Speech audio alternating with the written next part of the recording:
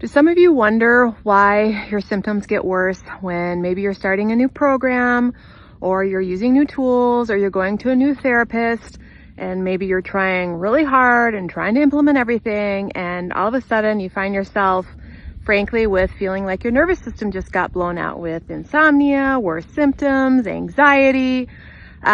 This is what I want to talk about today. And what I want to talk about specifically is the importance of pacing and moderation when you are using nervous system tools, when you're doing therapy.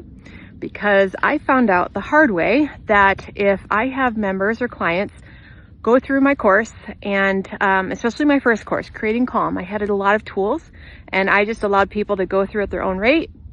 They would literally binge watch hours of videos, and I teach a lot of tools. You know, it's not just one brain retraining tool, it's a lot of tools, and they would just do all of them in that first day or week. And that's similar to going to a gym and literally using every single piece of equipment and wondering why you can't walk the next day. The nervous system is the same way. We are literally targeting the vagus nerve. We're literally targeting the brain. And when you start targeting it too much, too soon, it's going to overwhelm the system and it's not going to feel good. And I found that with this population, well, you're sick, you're desperate to get help, and sometimes that fix-it, hypervigilant mentality will cause you to go into the therapy with the same stress pattern and way overdue, rush, even like reading books, like binge reading books, trying to figure it out, trying to like do several tools a day at first. That is a setup for a counterproductive event.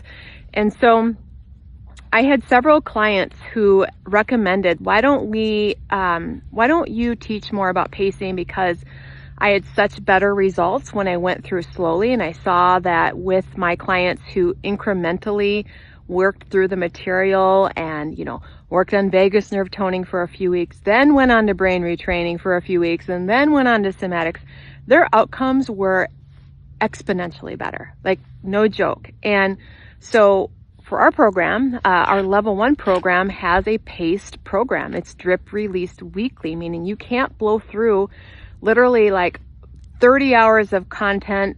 Actually, we have more than that because of the Q&As, like 50 hours of content in a week and try every tool anymore because, well, frankly, our outcomes are better. And so if you're taking my program or another program, or you're in therapy, or you're reading a book, please listen to this wisdom. Slow and steady wins the race. A therapeutic approach wins the race. You know, I'm a physical therapist, and when somebody would come to me for like shoulder rehab, I would not give them every shoulder exercise at once that I planned on giving them over 8 weeks. I gave it to them weekly so they didn't blow their shoulder out again. It's the same thing with our brain and our nervous system.